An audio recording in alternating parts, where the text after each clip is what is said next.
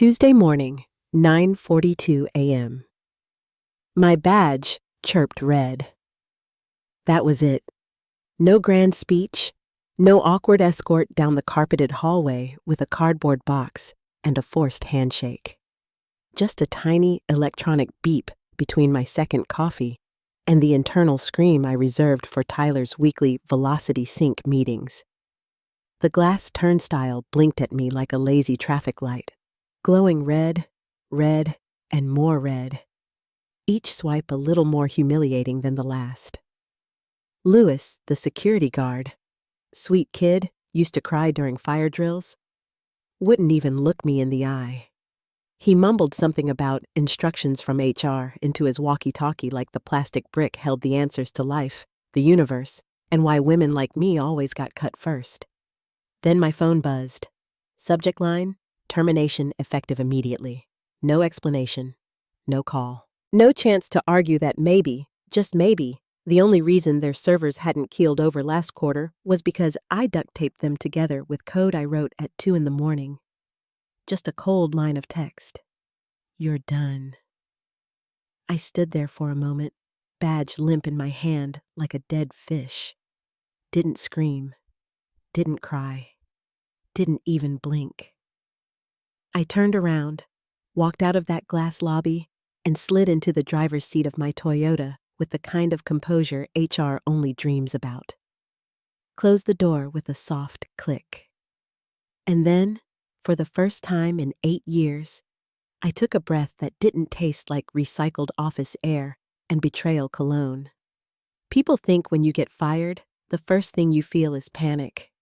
Rent, bills, health insurance, those flashing neon worries that barrel down on you like semis.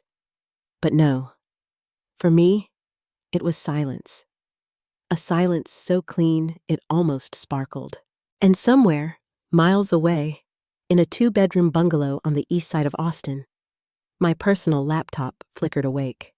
A single line of code ran like a heartbeat in the dark. Protocol Phoenix. Initialization sequence begun. They'd tripped the wire. See, I'd watched it happen before. Brilliant engineers sliced out like old fat from a budget line. Their work stolen. Their names scrubbed.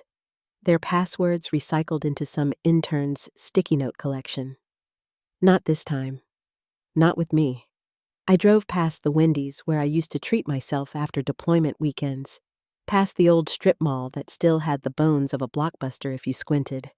The sky was a dull Texas gray, radio off, silence thick. My mind was already racing, not with fear, but with calculations. Breadcrumbs I'd scattered years ago, tripwires no one else could see. Because here's the thing. Melissa Carter wasn't just another cog in the machine. I was the machine. I didn't just patch pipes. I was the pipes. Every lock, every blind spot, every quiet corner of the system, I built with the obsessive care of someone who'd been burned before. And today, with one little HR click, they lit the fuse on the very system they thought they owned. By 10:27 a.m., I was sitting in my kitchen, chamomile tea lukewarm in my hands, laptop open, terminal waiting. Step 2 of 12. Contingency checksum initiated. The words glowed green against black, as calm as scripture. I sipped, watched the rain trace crooked lines down the window, felt not rage, not relief, just clarity. 8 years I'd held this company together while frat boy executives played agile theater and marketing geniuses came up with names like Cloudpuff and Vision Grid. And now they'd fired the only person who knew where the skeleton keys were buried. It wasn't the first time someone tried to erase me. Years ago, at a company that doesn't exist anymore, at least not under its original name, I watched them take my architecture, slap some golden boy's signature on it, and smile as if theft could be disguised as strategic alignment. 2 weeks later, they walked me out with nothing but a severance check that couldn't even cover the rent on my shoebox apartment. That betrayal didn't just sting, it calcified, sat in my bones like rebar. Every job after that, every line of code I wrote, was dipped in the acid of that memory. So when I came to Nimbus Works, yeah, that's what they called it, like a yoga studio and a weather forecast had a baby, I promised myself I wouldn't be disposable again. I wasn't going to be the quiet woman in ops whose work vanished the moment her login did. No, if they wanted my labor, they were going to live with my shadow too. From the beginning, I built more than systems. I built systems inside systems, invisible breadcrumbs, identity obfuscations, decoy accounts with passwords that looked like typos but weren't, a heartbeat monitor script that pinged only if I was still around. And behind it all, like the signature at the bottom of a painting, one name, mine, buried under layers no one else could read without a PhD in Melissa Carter. They called me paranoid. They said I hoarded knowledge. HR flagged me once for not sharing process documentation, as if bullet points on Confluence could capture the fact that the entire East Coast cluster balanced on scripts I rewrote at 3 a.m. while their consultants drooled over PowerPoints. I didn't stay late because I was slow. I stayed late to stitch my fingerprints into the walls of their cathedral, to make sure that someday, if the day came, they'd have to remember who kept the lights on. And here's the dirty secret no exec likes to hear. Loyalty in tech isn't about ping pong tables or beer Fridays. It's about trust. And trust, once broken, doesn't disappear. It mutates. It becomes contingency plans with teeth. That's why Phoenix existed. Not because I wanted revenge, but because I needed insurance. Like building a house with a hidden exit only I knew about, because I'd been burned before, and I knew it would happen again. Tyler's arrival just accelerated the timeline. Slick hair, smug smile, acting like Kubernetes was an exercise bike. He called me legacy baggage his second week. Cute. Coming from a man whose biggest technical achievement was figuring out how to mute Slack notifications, he thought redundancy was about them. But my redundancy plan had only one purpose: me. So, while they patted themselves on the back for streamlining workflows, I was weaving an invisible net. A net that would only snap shut if one condition was met: my presence gone. That's what they never understood. I wasn't trying to hurt them. I was protecting myself, protecting the years I'd given, the nights I'd bled into their codebase, protecting the truth that without me, they were one spilled coffee away from extinction. And now, sitting in my kitchen with rain painting jagged lines across the glass, I watched that truth wake up. Phoenix wasn't roaring yet. It was stretching, yawning, feeling for its pulse. Step 3, Step 4. Quiet, inevitable. I didn't smile. I didn't need to. This wasn't triumph. This was inevitability. Enter Tyler Briggs, the man who mistook buzzwords for oxygen. COO, self-proclaimed fixer, hair gelled so stiff it looked like it owed him money. He rolled into Nimbus Works in a silver Tesla, parking diagonally across 2 handicap spots like arrogance came standard with autopilot.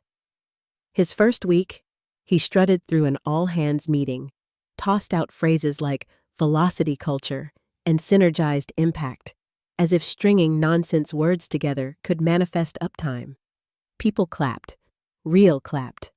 I sat in the back row, calculating how many hours of server maintenance I could have finished in the time he wasted. By week 2, he decided to introduce himself to me personally.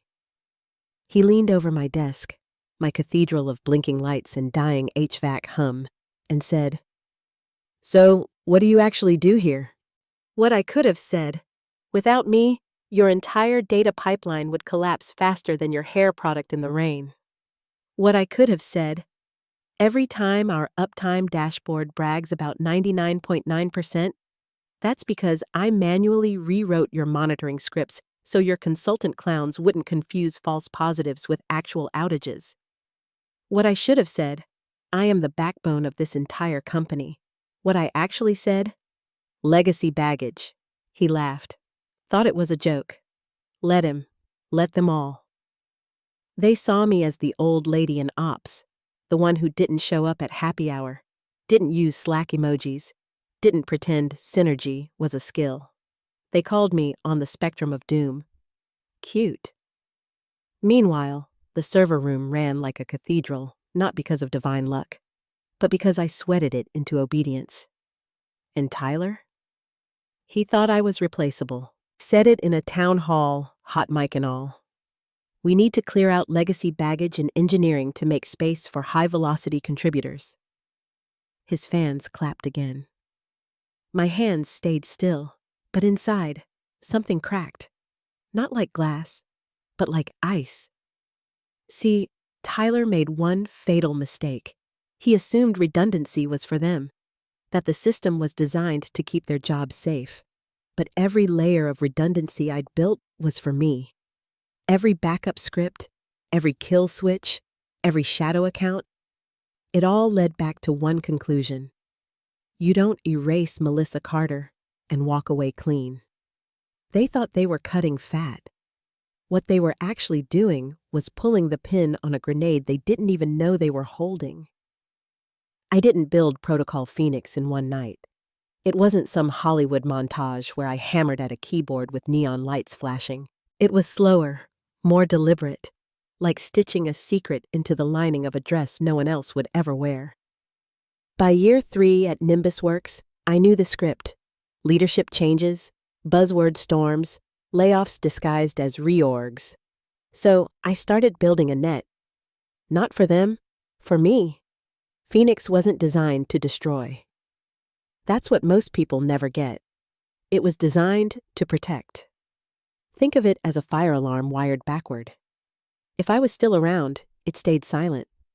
But if my heartbeat disappeared from the system, it screamed, not with sound, but with silence. The kind that empties databases, voids tokens, and makes vaults forget their own keys. 12 steps. That's all it was. 12 quiet, inevitable steps. Step 1. Identify absence. Step 2. Check some validation. Step 3. Shadow database scrubs. Step 4. Silent crawl across backup nodes. Step 12. Final purge. A digital bonfire so clean it would look like entropy itself. It sounds vengeful, I know, but here's the truth. I didn't write Phoenix to punish. I wrote it because I'd seen what happened when architects like me got erased. They'd steal your work, prop up some golden boy, and the system you'd bled over would rot without you. Phoenix wasn't revenge. Phoenix was insurance. Every night, while Tyler was busy pitching beanbag budgets and motivational tattooed project managers, I was writing shadows. Ghost scripts. Credentials nested like Russian dolls. Override protocols twisted so deep you'd need a Rosetta Stone written in my handwriting to untangle them. I made sure of one thing. No contingency plan ended in their favor. No backup restored without 3 questions only I could answer. No emergency lever worked unless my fingerprint was still on the system. They said I hoarded knowledge. Cute. What I really did was sew my name into the drywall of their empire. Not visible, not celebrated, but permanent. And that's why the day HR clicked terminate, Phoenix woke up. It wasn't malicious. It was logical. Like a smoke detector finally smelling fire. Tyler thought redundancy was about team resilience. He bragged about succession planning on stage, as if tossing buzzwords into the air made them real. But the only redundancy plan that mattered was mine. They didn't know it, but by firing me, they had already pulled the trigger. And Phoenix? Phoenix was the gun they hadn't even seen sitting on the table. At exactly 10:06 a.m., 60 minutes after my badge turned red, the first whisper of Phoenix stirred. Node 3C in the East Coast cluster ran its routine health check and found something it couldn't explain. Authentication revoked. Not by them, not by me, but by a ghost key I had buried years ago under the label coffeebreak.sh. It didn't crash. It didn't scream. It simply stopped existing. Back at headquarters, some junior sysadmin named Brian, perpetually red hoodie, Dorito dust fingerprints on his keyboard, noticed his mirror jobs weren't syncing. He muttered something to his manager, who didn't look up from scrolling through a React tutorial she didn't understand. "Just restart the daemon," she said, half distracted. He did. Nothing changed. In fact, more logs were gone now. That's the thing about Phoenix. It didn't shout. It whispered. And whispers in the wrong room turn into panic faster than explosions. By 11:12, 4 servers refused connection. By 11:18, the credential vault started spitting out unauthorized access detected. Not to anyone specific, just to everyone. As if HAL itself had developed a grudge. Meanwhile, what was I doing?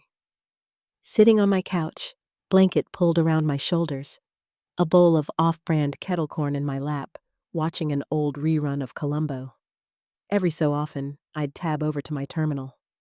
Protocol Phoenix, Step 6 of 12, Core Backup.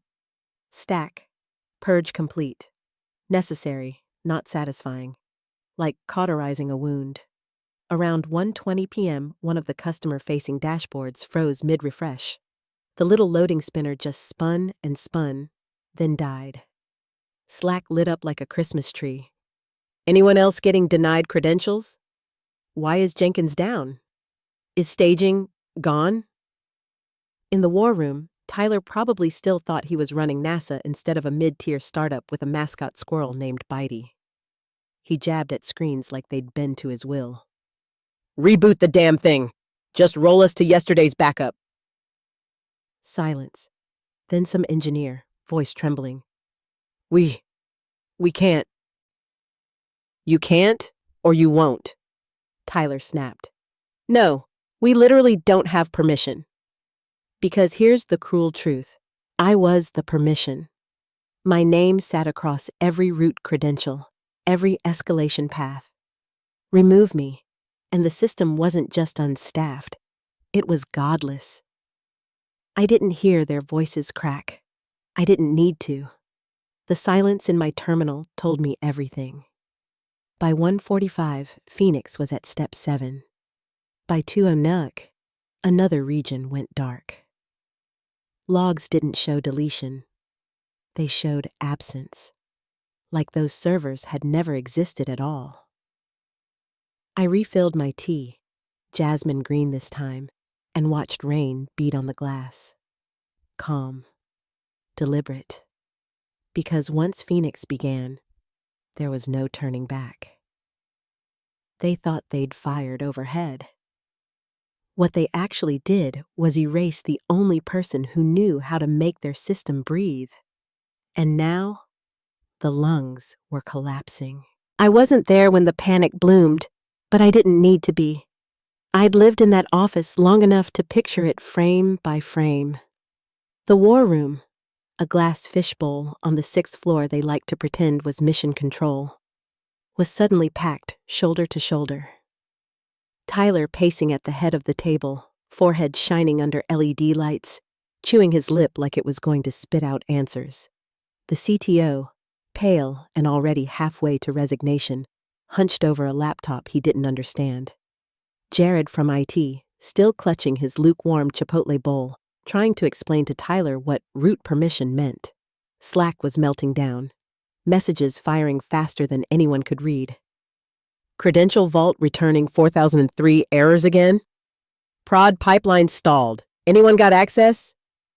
Finance system just yeeted itself? Is this related? Tyler jabbed at the dashboard projected on the wall. Roll back! Just roll us to yesterday's backup! That was the moment someone finally cracked. A junior engineer, Lily, I think, spoke up, voice barely above a whisper. We can't. The vault says, permission denied. The room went still, like everyone had just realized the plane was missing wings mid-flight. Tyler narrowed his eyes. You mean you won't? No. Lily stammered. We literally can't. There's no admin on file. Which, of course, was the point. The only admin had been me, and they'd erased me. By 1:30 p.m., customer dashboards were timing out one after another. The sales team was whisper screaming into headsets, trying to convince furious clients that maintenance was scheduled. Someone in customer success literally Googled how to fax invoices. In the far corner of IT, Brian the Dorito kid was sweating bullets, trying to SSH into a node, only to be greeted with, access denied. Root permission not found. System rollback unavailable. Tyler's voice cracked first. Not in some grand speech, but in a strangled yelp. Reboot the damn thing! His hands slammed the table hard enough to rattle water bottles. The CTO muttered something about regulatory exposure. The CFO asked if any backups existed off-site. The answer was silence. Then the slow nod of a finance tech who just realized the accounting environment was nested in the same vaporized cluster. Meanwhile, HR sat frozen in the corner. Megan, the intern who'd been on the job 3 weeks, murmuring, I just clicked the offboarding button. That's when Lily pulled up an old private repo I'd buried years ago. Critical, zip. Inside was a network map that looked less like a diagram and more like a subway map drawn by a conspiracy theorist on Adderall. Every line, every dependency, every credential, tied to one name, M. Carter. Lily's face went white. She whispered, I think we deleted God. That line spread through the office like wildfire. Someone screenshotted it, sent it to Slack. Within 10 minutes, it was a meme. Within 20, it was the unofficial status update. And me? I was at home, topping off my kettle corn bowl, pausing Columbo just long enough to check my terminal. Phoenix had slid into step 8. API token library expunged, smooth, silent, irreversible. I could almost hear their panic from across town, the buzz of fluorescent lights over frantic voices, the sound of egos cracking under pressure. Tyler probably already sweating through his $300 dress shirt, practicing how to say lessons learned without crying. I didn't smile. Panic wasn't the point. Phoenix wasn't revenge. It was math. Predictable, clean, inevitable. They thought they'd erased baggage. What they'd really done was cut out the spine and then acted surprised when the body collapsed. By early afternoon, Phoenix wasn't whispering anymore. It was singing. At 1:20 p.m., the first customer-facing portal froze mid-refresh. By 1:27, the finance reconciliation scripts had stopped.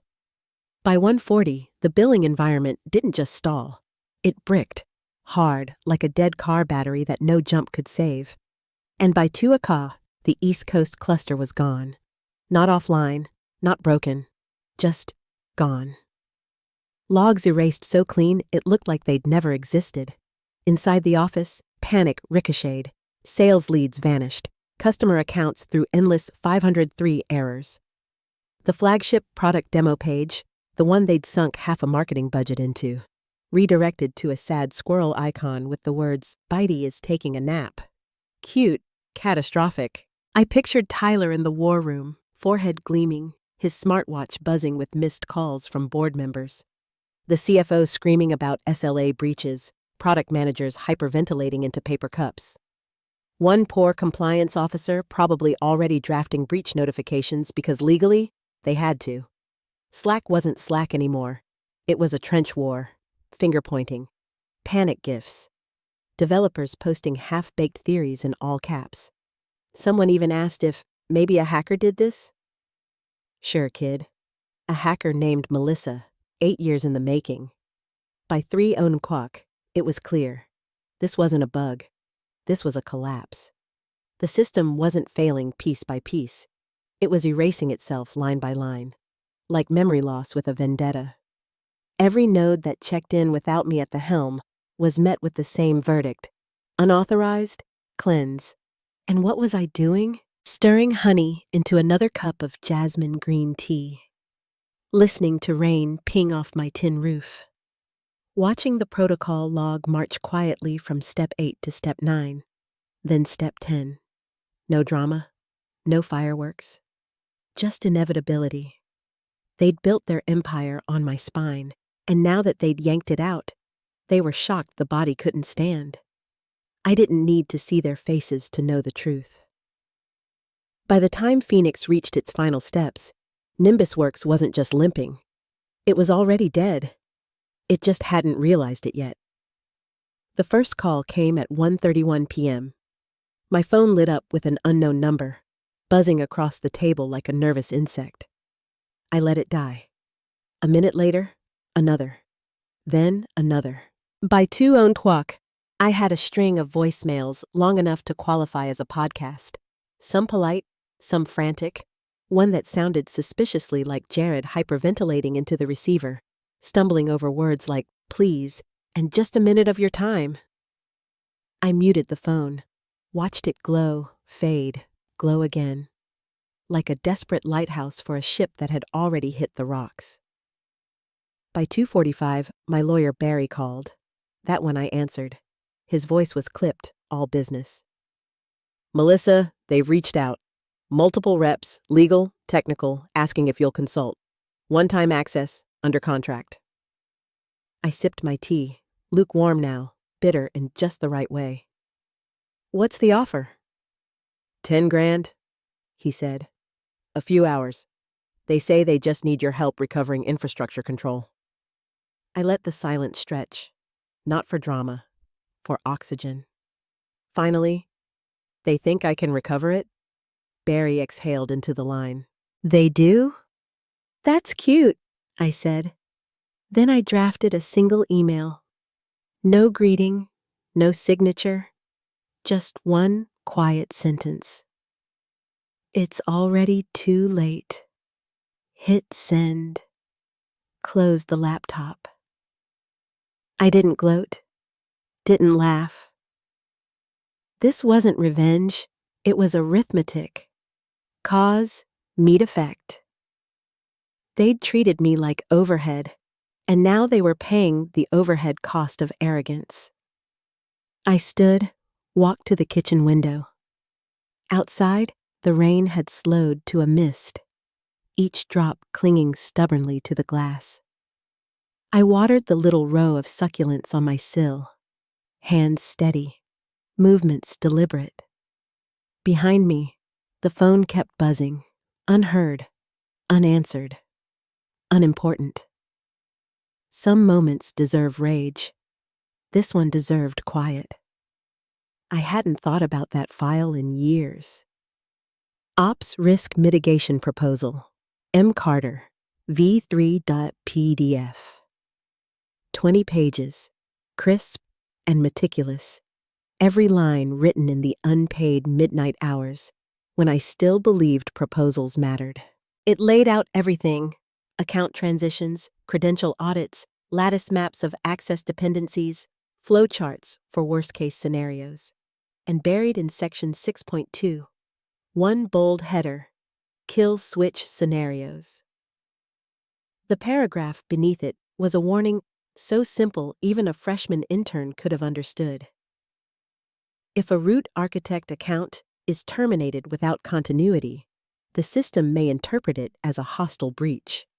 In such cases, auto-sanitization procedures may trigger. Restoration impossible without preloaded off-switch tokens. I submitted it back when NimbusWorks still ran on folding tables and optimism, before Tyler, before the beanbags and the branded cold brew on tap.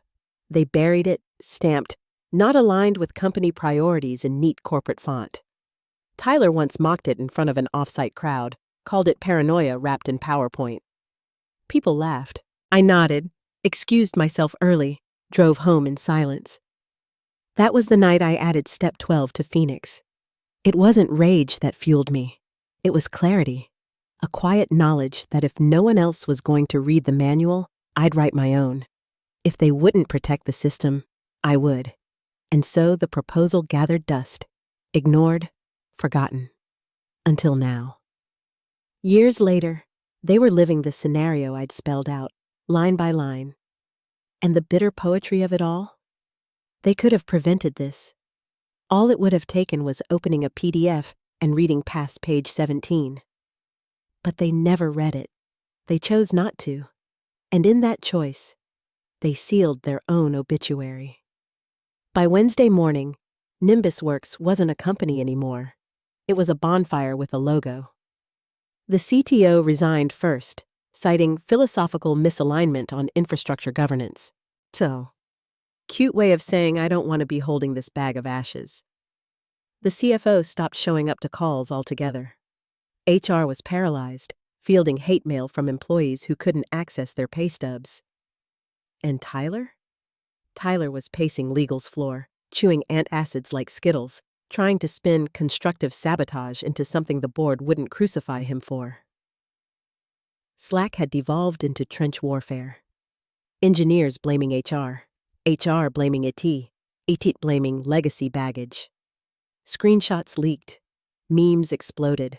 One junior dev posted the CTO's private Slack message. Why the hell did we fire her without a transition? Who signed off on this? Jesus Christ, we're flying blind. It went viral internally in minutes, then slipped outside the firewall like smoke through a crack. Clients bailed. Government contracts evaporated. Compliance officers filed breach notices because legally they had to. Venture capital calls went unanswered.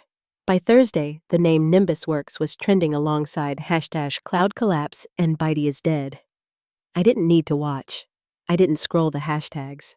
I already knew. At 5 o'clock that evening, I opened my laptop, not to check Phoenix, not to gloat, but to find that old proposal. Ops Risk Mitigation V3. I updated the timestamp, exported to PDF, and uploaded it to a small forum known only to people who understood the weight of uptime guarantees. The kind of engineers who measured time not in hours, but in service-level decimals. The post title was simple.